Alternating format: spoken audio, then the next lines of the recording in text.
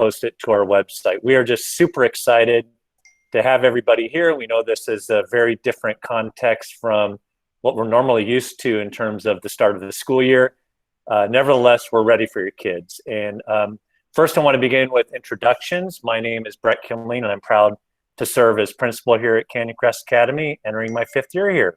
So we'll go ahead and have Mr. Thornton introduce himself, Ms. Bernash, and Ms. Story. Good morning. My name is Gary Thornton, and I'm an assistant principal here, starting my 4th year at CCA, and excited about this new school year.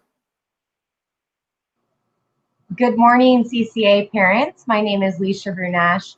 I'm another assistant principal here at CCA, beginning my 3rd year as part of the administrative team, and I'm excited to be here with you all this morning. Hi everyone, my name is Mrs. Story. I'm another assistant principal here. This is my first official year starting out as a Raven. Previously I've been in the district at Pacific Shores Middle School, so I am very happy to start my first official year here as a Raven. Thank you, team, and I'm just so fortunate to have such a fantastic team supporting our students each and every day.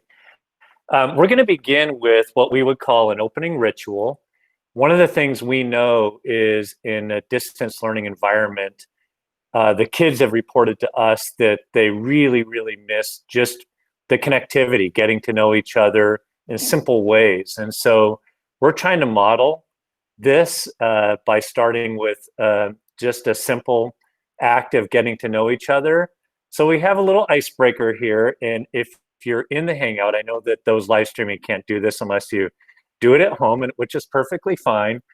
But just take a minute, and if you'll put an answer into the chat box, if you're part of this Hangout, what is one thing you gave up during the pandemic that may actually be good for you? So trying a positive spin on this. And the example I gave you is cruise ship banquet food. So I'll be quiet for a second and let you put some stuff in the chat box.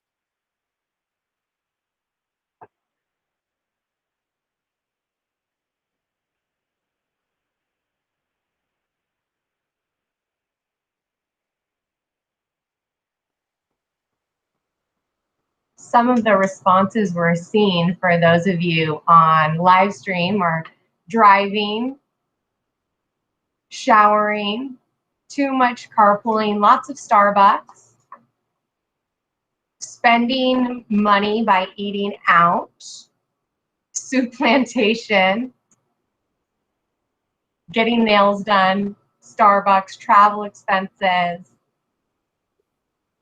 shopping, haircuts. Everyone saved on gas. Lots of overscheduling, overextending, being too busy. So great positive spin there.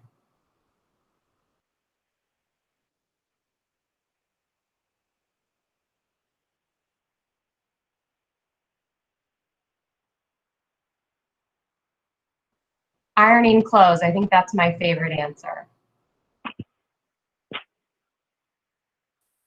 Thanks, you guys, for participating. Yeah, we were talking this morning. I haven't worn a tie, I don't think, since March 13th. I only feel slightly guilty about that. We'll probably have to go to YouTube to figure out how to do it again when we get to wear them again. So thank you for just kind of joining us with that. I like that, pants without elastic waist. Very funny. So that's just an example of how we might start class with our students, just to kind of build some connectivity. We're all human, we're all experiencing this moment. And I like that we're approaching this with a little sense of humor. We need that right now, and positivity. Our kids really, really do need to feel positive and supported as we enter this school year during this context. So just some norms for today's gathering, since there are so many of us and we're super happy to have you. Thanks again for being muted. We are going to go ahead, and you have access to that chat box. We're going to save it, review it as a team afterwards, so that we can get answers for many of you who may have the same types of questions. And we do have at the end of our presentation an opportunity and a process for how people can ask questions a little later in this presentation. So we'll get that opportunity. But I want to begin with our vision, our mission, and our values. I think it's really important that we model and try to actualize what we say is important for our kids. So if you take a look at the left side of this infographic, you're going to see our vision for our students is that they're creative, they're confident, they're accepting. And that goes to our culture too. Our kids are amazing, but we want them to feel confident and competent in their learning and in getting through life right now. If you take a look at the lower left part of the infographic, this is our mission, this is our work. And so what we're trying to do is promote a culture of empathy and cultivate gratitude. We really want a caring culture here, especially right now. And then the second line, it talks about balance. There are so many expectations in our community about high achievement that we need to be careful to make sure that our kids are not overextended, that they're making choices that are in their best interest for their individual potential growth. So it's really easy to get caught up in things, but we want to focus on our own kids and their areas of growth. And then we're just going to champion confident, compassionate students, and we want them to be capable and ready for tomorrow. If you look at the right side of the infographic, you're going to see our values. And some of these really resonate right now, this creative risk-taking. We're going to make mistakes in our presentation today, but we're trying. And same thing for our staff. We're encouraging them to be innovative. They're going to make mistakes. Our kids are going to make mistakes, but we want to keep pushing that envelope to grow and learn together. You'll see collaboration. That's a little harder in a digital context, but we actually have ways to do that now, and we're super thankful for that. Diversity is huge. Think about what's happening in the world around us, and it kind of goes to our accepting vision. We need to appreciate and embrace diversity. And then perseverance, resilience, and determination. I think everyone can relate to that. We're all doing that right now. The weirdness, I think it's easy to say that this is a weird situation, but guess what? We're used to that, and we embrace that. So what it comes down to is we want our students to be themselves, and we are going to appreciate them for that. So these words mean a lot to us. They were not developed by us alone. This actually was the work of a number of stakeholder groups over the last several years, and we keep refining them. So this is what we aim to achieve in our work here at CCA. All right, we'll move on and kind of want to give you some structure for how today's presentation is going to go. On the left side there, where it says CCA Distance Learning Guide for Students and Parents, this is what's going to be on our website a little later today. It is a live link, so you do have access if you're in the Hangout to the doc. You can click on that, save that. And again, we're going to push this out to the community a little bit later today. So it's a rather lengthy doc. And this presentation today parallels that comprehensive document. So you'll be missing some details. And if you want all those details, you can go to that. We're also going to be updating it as you go, because one thing that is constant right now is change. And particularly when we look to the future and we don't know when our students can be able to come onto campus, when we're able to do that, of course, this document is going to get really detailed as to how we do that. So stand by for that. The infographic on the right is something you may have seen from a board presentation several weeks ago. And it really highlights how distance learning now, heading into this fall, is very different from the emergency distance learning we engaged in beginning March 13th of this past year. If you think back to March 13th, none of us knew how long we'd be out. And our school district took about a week to shift from running a school on campus of 2,600 kids to all of a sudden we were learning rapidly to try to teach our students in a distance learning format. And it wasn't perfect. In fact, there were many flaws, but we did our best, just like everybody else, and so did our kids. Since then, we've had the opportunity to learn a lot together and engage in a lot of training over the summer.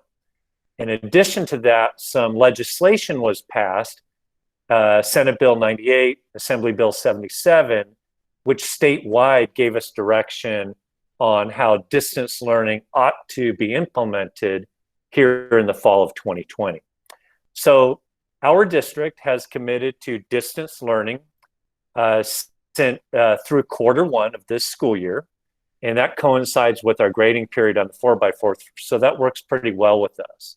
So even if we're able to let some students on sometime during this quarter, and we hope we can, we are still going to be in a distance learning format. And our job is to support them so that all students can be successful. So if you go down that learning component side, down that left-hand side, these are some of the elements we're going to hit this morning in the presentation in more detail so that you have a better idea of what distance learning is going to look like this fall. So we'll go ahead and move on in our presentation. And if you got a chance to see the board presentation again from a few weeks ago, oops, Thank you.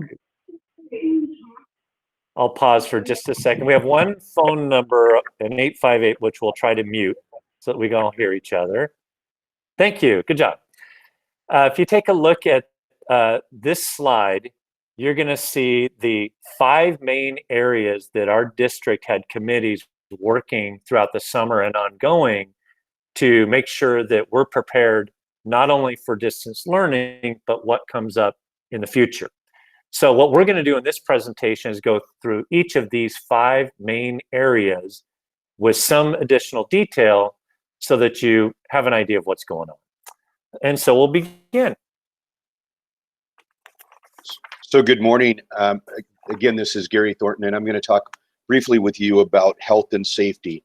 Currently, our staff is allowed to come on campus. It's their option, but when they choose to come, or if they choose to come, then there are protocols in place to make sure that they're safe and that the environment that we're working in is clean and safe for them. So we have a symptom screening protocol, and we're using the best practices that are related to hygiene and safety for our staff.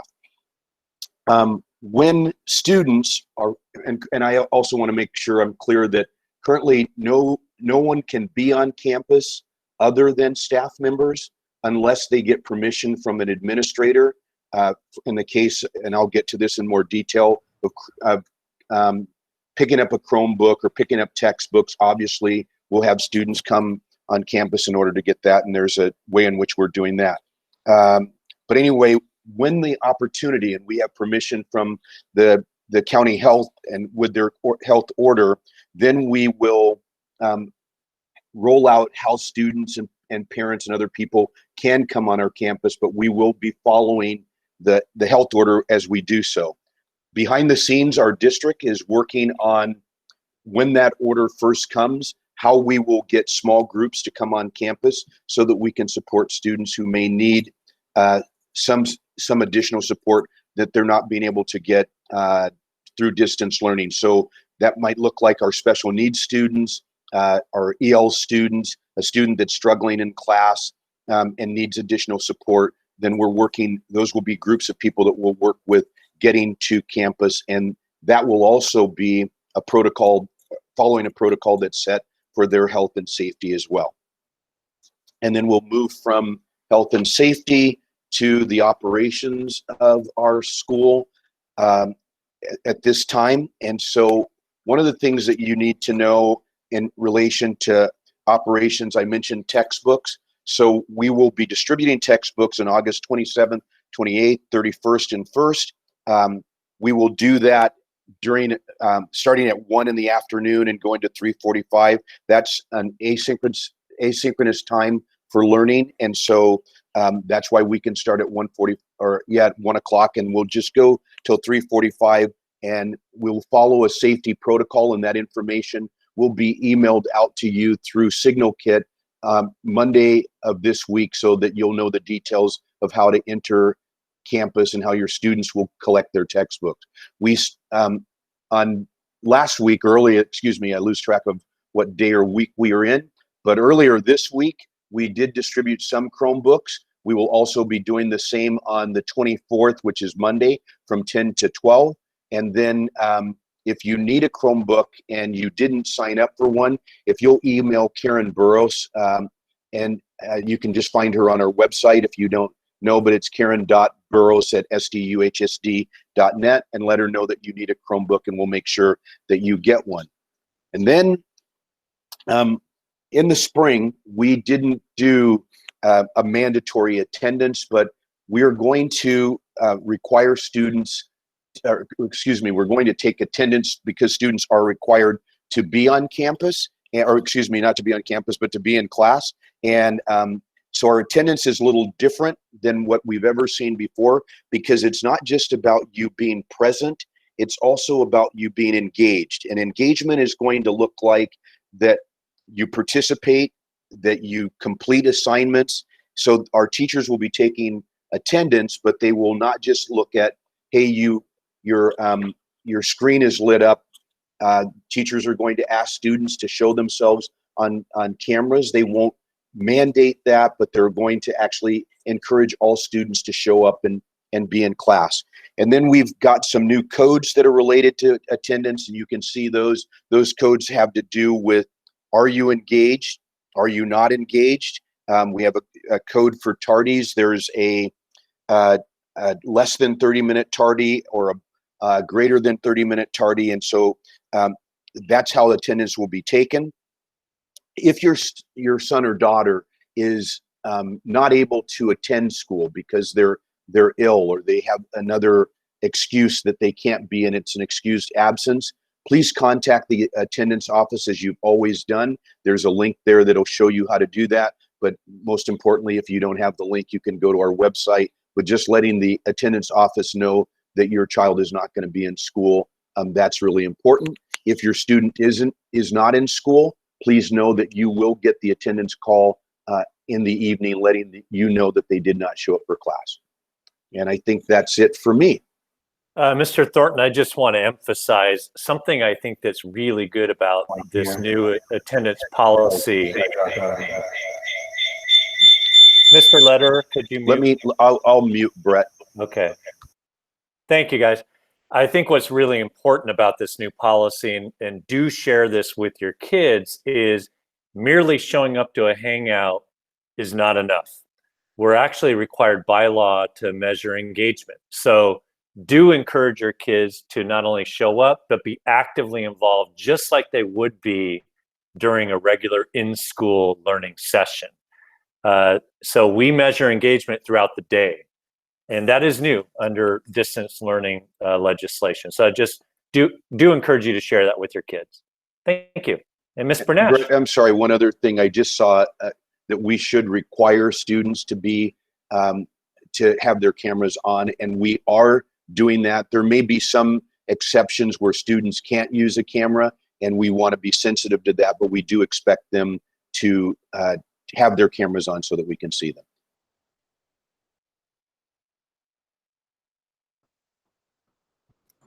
All right, we are going to move forward into talking about our social and emotional support systems we have in place for students. So we'll talk a little bit about what resources are available and what we're going to continue to do to support students from a distance learning environment. We know that our students are stressed and anxious and concerned about learning online. And so we want to make sure we have things in place to support them, and we keep those supports that we've had in the past online. So we will have our counselors available for social emotional support for students as we normally would face-to-face. Instead of meeting face-to-face, counselors will leverage things like appointment slots or email communication or phone calls to be able to support students. The CCA counseling website is going to be the best place to go for resources regarding social emotional supports. They'll update that frequently, and they already have a lot of resources on there. We do have some new alpha assignments for counselors this year. So if you're not sure who your student's counselor is, please check out the new alpha assignments for counselors, and you can identify which counselor is assigned to your student.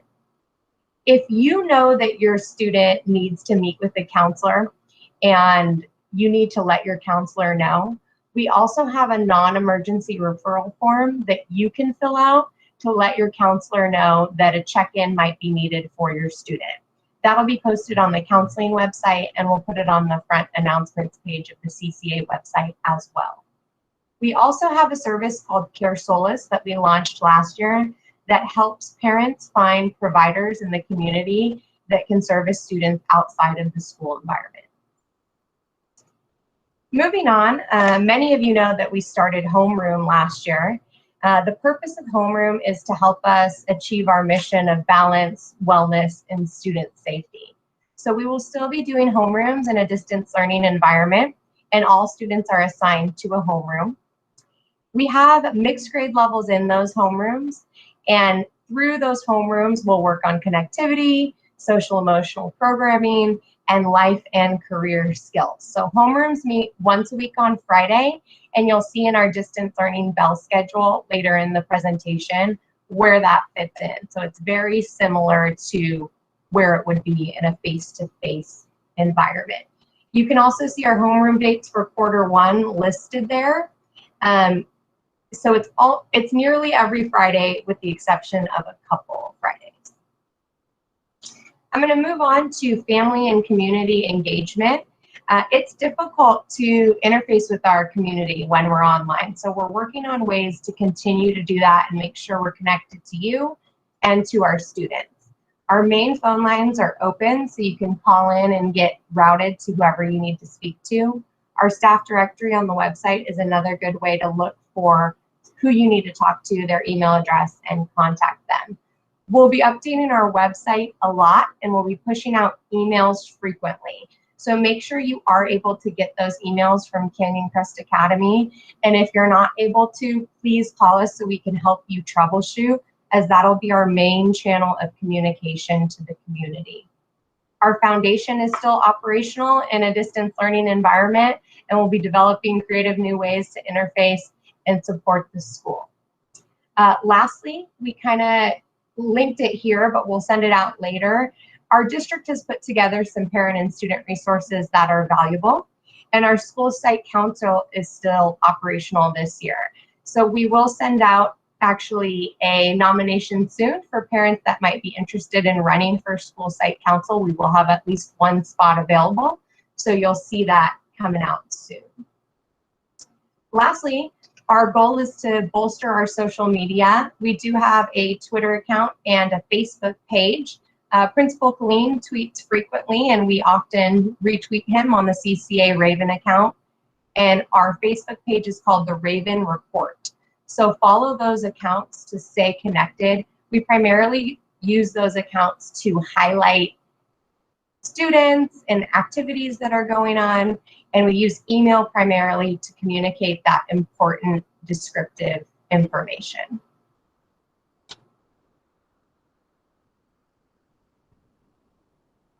The last slide in the family community engagement section is a wealth of resources for you to check out on your own time, specific to our fall reopening. So our district team has collaborated to create this huge sheet with a variety of resources that can help you help your students. So I highly recommend you check out this resource. It's linked in the presentation, and it's linked in our distant learning guide. So you'll see that later today if you're on the live stream, come out to you via email. And there's a wealth of resources and information on this document that can help you support your students. Thank you very much, Ms. Bernash. Really appreciate it. All right, we're going to shift to learning and instruction. And the first thing that we needed to talk about, this came as a result of study groups this summer involving 55 educators from throughout our district, had to do with restructuring our learning schedule, what we would formerly call our bell schedule. We don't need bells right now, to best meet the needs of our students in a distance learning environment. So we looked at research, we looked at best practices to structure this such that we can achieve those goals. And what you're going to see consistent in our entire district are these types of elements in our learning schedule. So for our staff, it's a normal workday. And at this school, that workday is 8 to 3. How we structure it between 8 and 3 is what matters. You're going to see in our schedule, which I'll show you in just a minute, that we have office hours in the morning, 8 to 8:40. So where school formerly started at 8 o'clock for our students, one of the things we learned from last spring is that kids struggled with being ready to learn in an online platform at 8 a.m. So we're able to push the start date 8:40 and yet have access to kids for support from 8 to 8:40. So what staff has been told is that from 8 to 8:40, our primary purpose is to be accessible to students. So that means if they need to schedule a conversation with a teacher, they can do that between 8 and 8:40. So I wanted you to know about that. We have longer passing periods between our classes. And that's for two reasons. One, they need a screen break. After we're done talking to you guys for an hour, we're going to need a screen break, and you are as well. So our kids and staff need the same thing. The other reason for that is if we are able to return students to campus gradually, and we're going to need then a longer passing period to make sure that we have time to clean things, to disinfect things. So that's why we extended those, lengthened those passing periods a little bit. So now I want to talk about synchronous and asynchronous learning time. And this is a good graphic. Oh, we can leave it there. This is a good graphic for how we're structuring our time. So each period is 1 hour. However, that doesn't mean learning is only 1 hour. We break it into synchronous time and asynchronous time. So research says that no more than about 50% of the learning block should be synchronous. So what we've done here, we've taken our 90-minute block and structured it differently. So kids would go to class, say period 1 from 8:40 to 9:40, and the expectation we would have is that's where the whole class is daily. That's where attendance is taken. That's where engagement is measured. That's where there are learning activities. And those learning activities, however, are going to vary. You're not going to necessarily have direct instruction lecture for 1 hour. That is not going to work in a regular class environment for these kids, and it isn't going to work in a distance learning context. So what you can expect is a variety of learning activities with the whole class during that synchronous period. So it could be a short lecture, then they get out into groups in meets, in their own meets, with the teacher getting into those meets, coming back, checking for understanding, maybe introduce a new topic, setting them up for independent practice.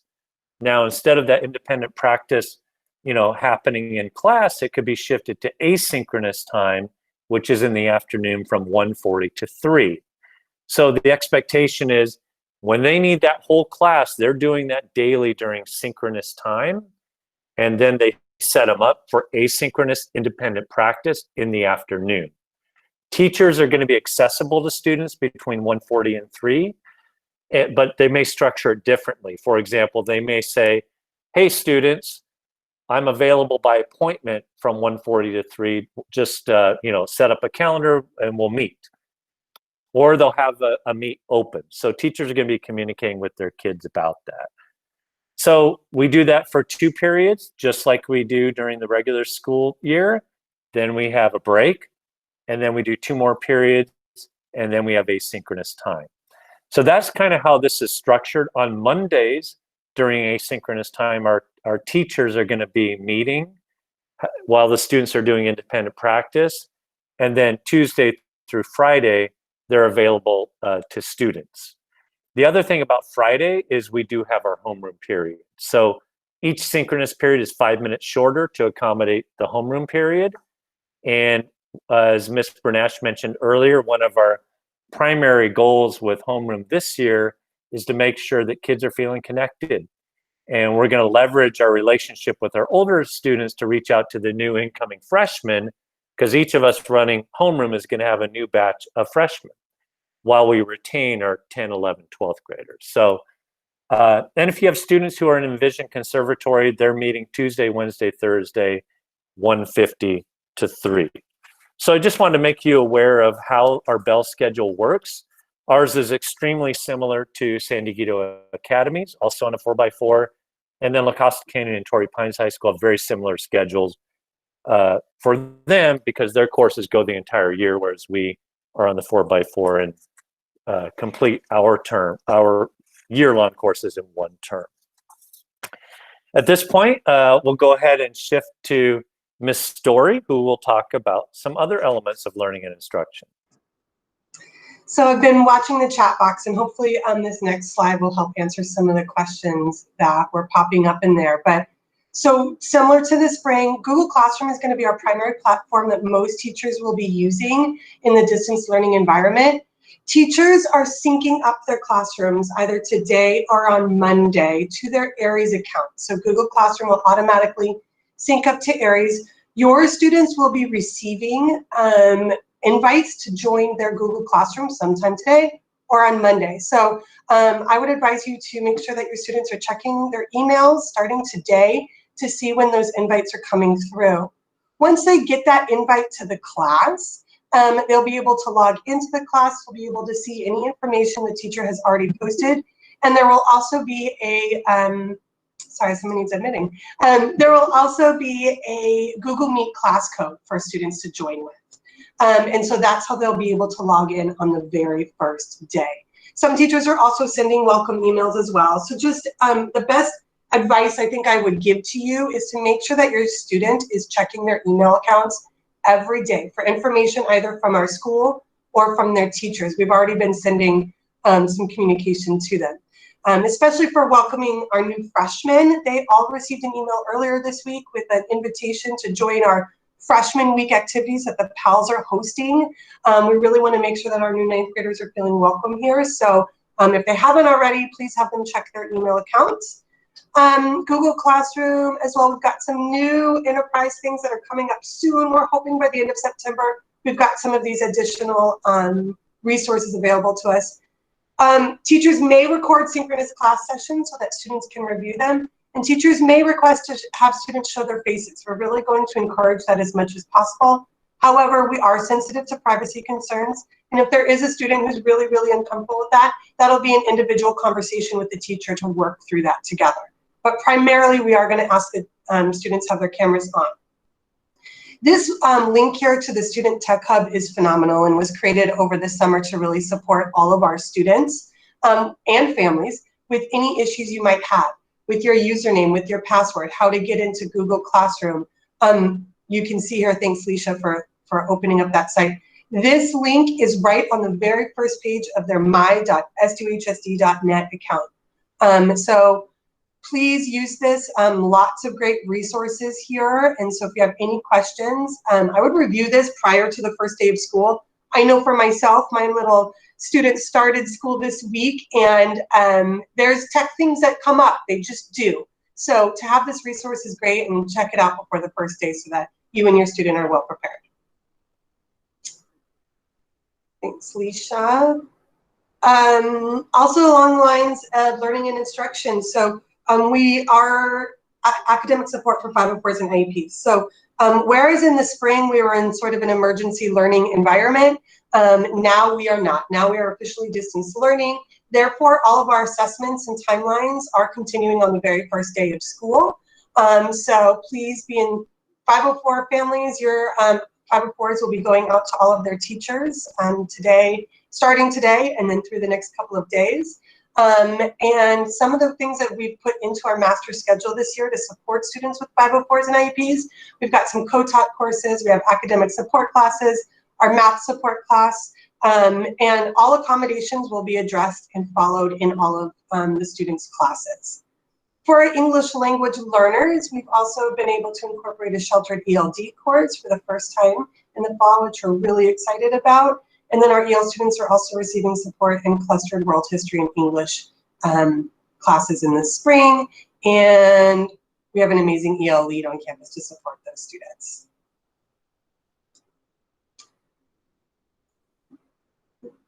The next piece is part of the legislation that came out from the state is that we are required by law to measure learning loss and to accelerate any remediation to support students. Over the summer, we had a committee of administrators and teachers working together that vetted a lot of different programs that we were going to use. They ended up on the STAR assessment. The STAR assessment will be giving 3 times a year to measure learning loss. Our first window for administration is between 8/28 and 4. So that's within the first 2 weeks of school. We didn't really want to start off the school year with an assessment, so we're doing it the second week of school. It is a reading assessment and it's a math assessment, both of which only take about 20 to 30 minutes. And to accommodate that, we did not want to impede upon learning classroom time and make it so that all first period teachers had to take up half of their course in order to provide this assessment. So what we're going to do is we're going to use that homeroom bell schedule the second week of school. We're going to have that homeroom bell schedule on Monday, Wednesday, and Friday. And the reason is that during that homeroom period on Monday and Wednesday, our teachers will be able to provide the STAR assessment. More information about that will be coming. We're going to post the bell schedule on our website today, but wanted to just briefly touch upon it here for you as well. Thank you, Mrs. Story. Since we're doing really well on time, I want to reference the doc so that at least you have a visual of that. Ms. Bernash, if you wouldn't mind going to slide 4, we're going to show you just a little more about this. So we're going to open this doc, the learning guide for students and parents. Yeah, so, and she can gradually scroll through this, but I want you all to know that this is a more comprehensive presentation that you're going to have access to today. And as Ms. Bernash scrolls through this, you'll be able to see that it does hit every topic that we've discussed, except in more detail. So if you want to read it and then have questions after that, you're more than welcome to reach out to us. So I just wanted to show you what that looks like. Excellent. Thank you, Ms. Bernash. And we can go ahead and head back to our last slide. Great. So here's what we envision now for about the next 10 minutes is if you have a general question, we'd love for you to put your name in the chat box and then we'll call on people. If you have a really specific question, say about your child's schedule or your child's situation, that's best handled individually with us. So what we're interested in is questions that may have come up in the chat box that were pretty consistent questions that we can try to address. So I will be quiet and see our chat box monitors will let us know who may have a question and we'll ask it.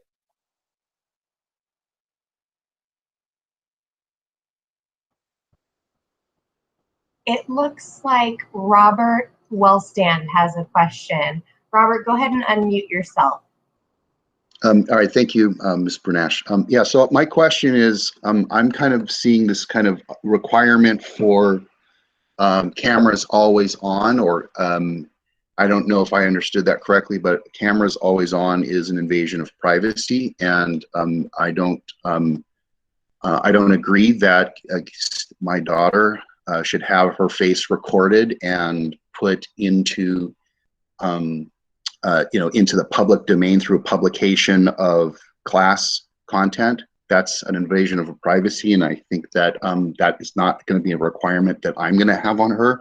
And I would strongly urge the school not to enforce that policy. If it is something to say, hey, are you present? It can be flash it on, and there can be a sign saying, yeah, I'm here, okay? Or answer a specific question. She can hold up a piece of paper and say, yeah, this is the answer to that question. Moreover, the second point that I'd like to point out is that this is something that the school needs to be, and the district pushing this needs to be very concerned about, is copyright infringement. There's a lot of creative works that are done in school. These children have a right to their created works, not to have it pilfered through online publication that someone can snap, whatever, take a screenshot and rebroadcast and say, hey, look, I did this thing. How are you guys going to try to prevent copyright infringement? How are you going to the age-old problem in school? Hey, let me see your work, I'll copy it, and I'll submit it as my own original work so that I can get my grade with the minimal amount of effort. And I'm not just talking about within CCA, but district-wide or outside the district. People are going to be able to see other people's work because you're publishing all this stuff as if it's it's public domain. It's not. So how are you going to address those two issues? Thank you, Robert. It's Sure. easier to address we'll have to research your question about copyright infringement. You're correct. You know, in this very creative environment at CCA, when we're in school, kids and staff are actually creating material all the time, and it's powerful and it's their work.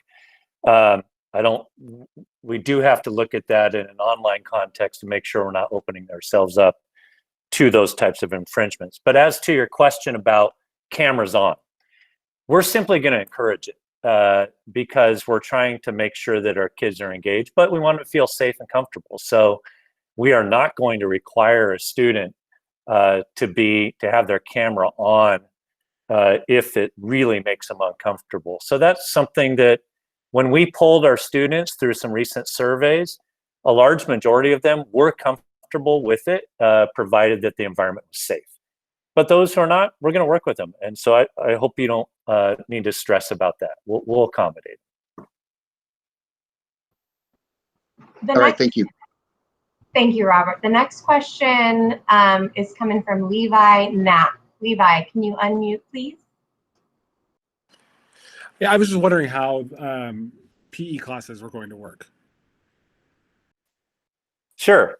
So I think many of us have had maybe some gym memberships that we haven't been able to go to. For example, I used to go to Orange Theory, and they've shifted things online. So I'm confident that our PE department is going to have some really cool, engaging lessons and activities for our students. But a lot of it is going to be a mixture of synchronous and asynchronous type activities. So just met with them the other day, and they're excited to be creative in this context for our kids. The health component has always been online, and so we're not worried about that. That's kind of how it's been run before. So you're going to hear more specifically from our PE teachers, but they're excited about the offerings that they can provide our students. Curry had chatted a question. I don't think this person needs to unmute, but they wanted a little bit more of explanation about homeroom. The question was, please explain homeroom. Sure. So homeroom came about last year, but there was work going on for several years prior to that. And what we were looking for and what we heard from our students is, as our school was growing rapidly from a school of 1,800 students to 2,600 students, there was a sense that kids were losing that connectivity, the culture. And so we explored homeroom as an option. And we got input from everybody. And the goal was, now with homeroom, the vision is first connectivity and culture. Second, to have a place to learn about social emotional learning and health. Third was for college and career skills and awareness. Fourth was access for our counselors to do important presentations and programming for our kids. And finally, to have a lot of fun together. And they also, our staff wanted these to be mixed groups of grades, so 9 through 12. The idea being that we want the older kids to embrace, connect, and lift up the younger kids. So of course, in our year of implementation last year, with school closures, we didn't even get a fair stab at one full year of doing this, and yet we learned a lot.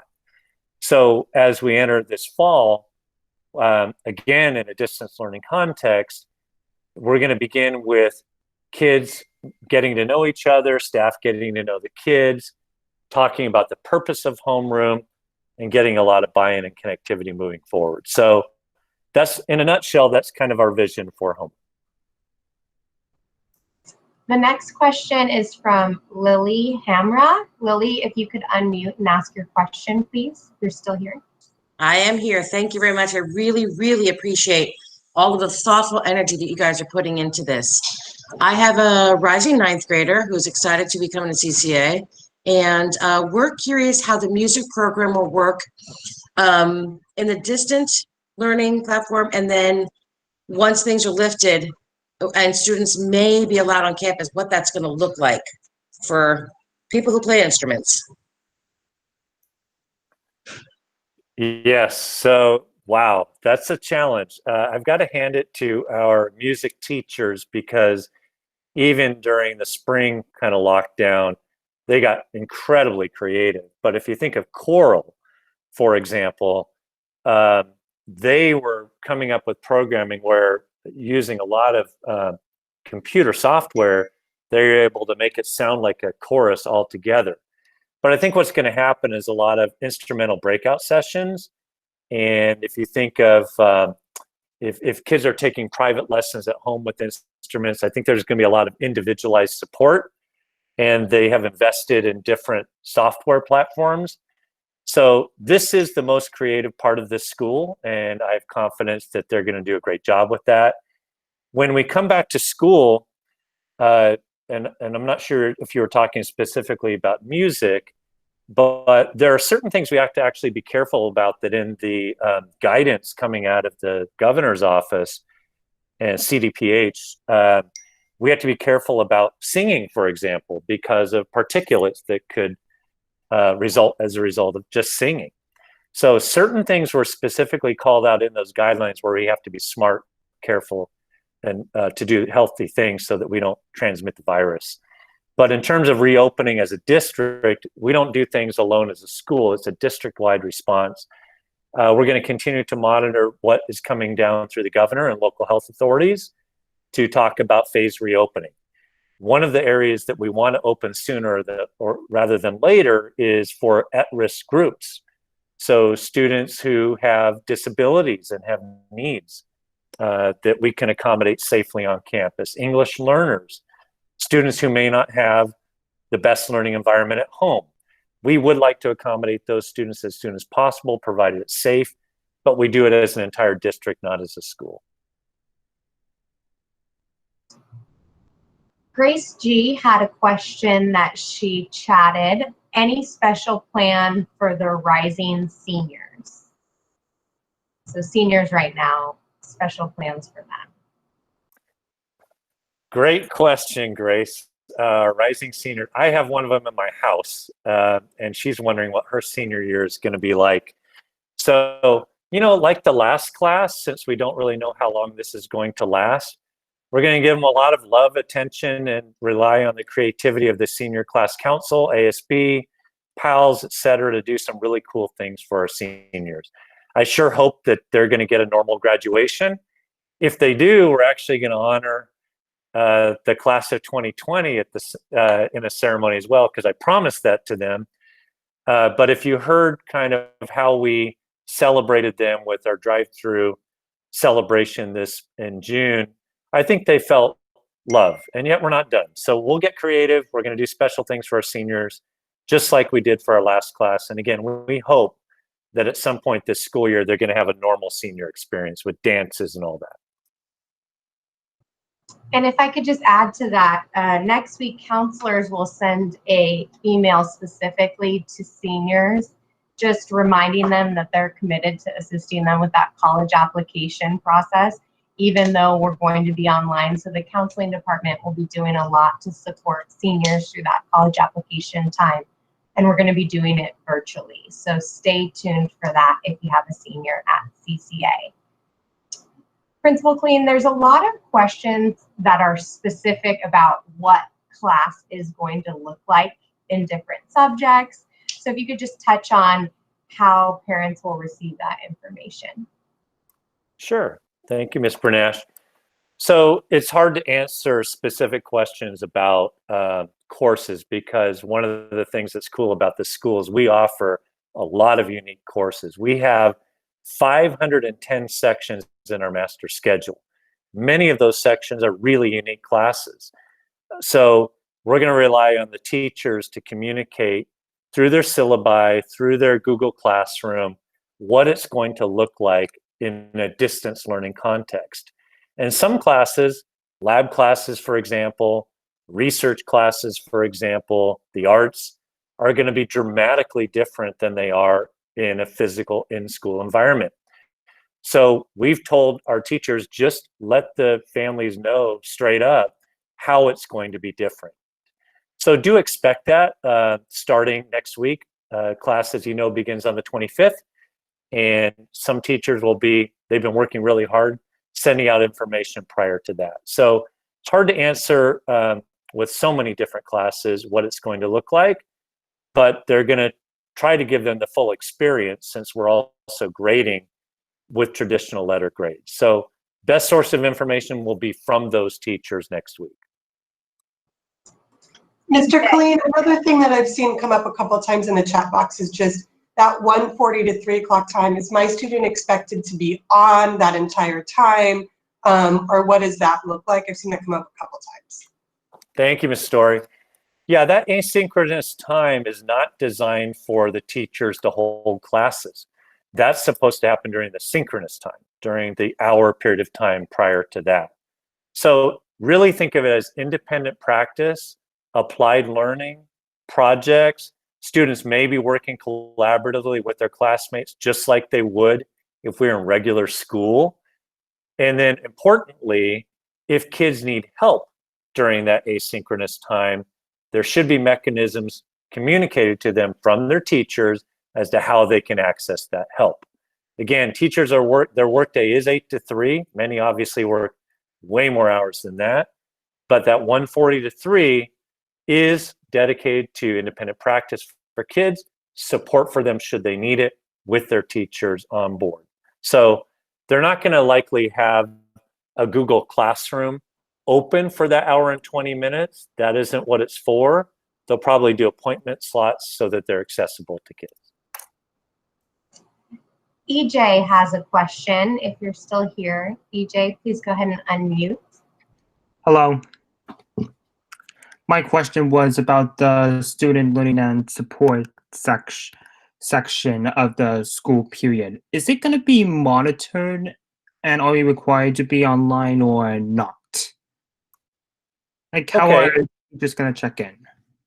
Yeah, thanks, EJ. So the learning and support from 1:40 to 3 is not a period of time where teachers are taking attendance. That again is where the students are doing independent work as a result of the direction they were given during their synchronous time. So if I'm teaching English and I've got my class period 1, as I approach the end of that period, 9:40, I'm going to be checking for understanding, and then I'm going to set my students to work on enrichment activities, applied learning, and I'm going to have them do that during their asynchronous time or whatever's convenient for them in the evening because they might be involved in other things.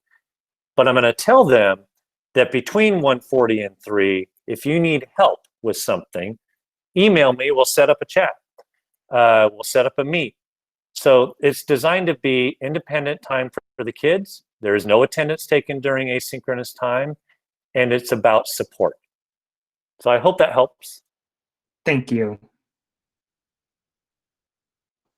Principal Colleen, there's some questions that are a little more granular and specific coming through the chat about after-school programs and theater, and if that will be available to students. And so people are just wondering what that's going to look like and if we're going to be able to accommodate it. Also, school clubs and some of that extra after-school activities, what that might look like. Okay. So obviously most activities now are having to take place in an online environment for safety purposes. So ASB plans to be very active. Oops. We have a 650 area code. If you could mute, that would be great. Thank you. Anyway, thank you for that. Yeah, ASB plans to have a pep rally, which we're excited about. We plan to do normal activities just in a digital format. We cannot do in-person gatherings until we're allowed to do that. So, and then we have to have work as a district. Again, we're not a site.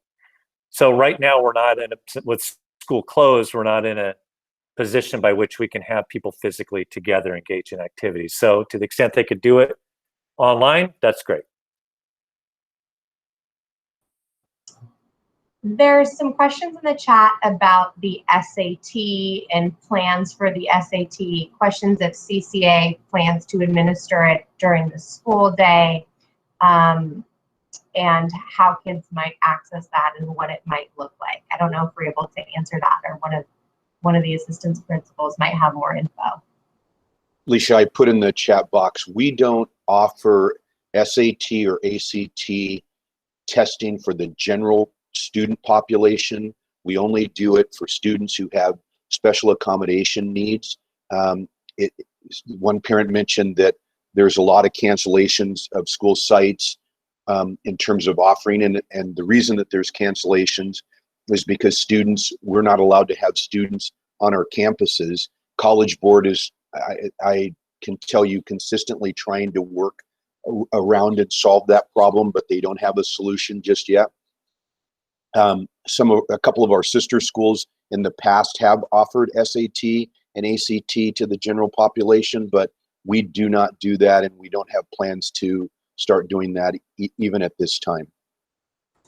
I will add to that also about the PSAT. The PSAT is currently set for October 17th. You may go on, for 10th graders only, may go on and order their PSAT if they would like to. It is on our website. If by October 17th we're not allowed to have students on campus, then there's also an alternative date, I believe, of October 29th. So that's where we stand with the PSAT as of right now. Principal Clean, there's been some questions about ARIES and when students will be able to see their schedules and how they're going to see their Google Classrooms, and I can address those. So ARIES is currently hidden. So we sent out a communication post-Raven readiness to let everybody know ARIES won't be viewable for schedules until actually this afternoon. They'll be viewable again. And the reason is because counselors are working very hard to finalize the master schedule. So you were able to see those tentative schedules last week. We're fine-tuning those to make sure every single CCA student has a class and a period. And so we'll make those viewable again later this afternoon. Your Google Classrooms, your teachers will link your Google Classrooms. So when your students sign in to Google Classroom, they'll see the tiles for the classes that they're in, and they'll be able to click join. And then in there, they can see their Google Meet link where they can go to their actual class. So just hang tight on that. Those schedules will be viewable again later this afternoon after the full workday for counselors, and teachers and periods will be posted. Thank you, Ms. Bernash. Looks like we're coming up on an hour. I want to thank all of you for joining us today. It means a lot to us. In fact, I really embrace an active parent community. It's what I'm most thankful for working here.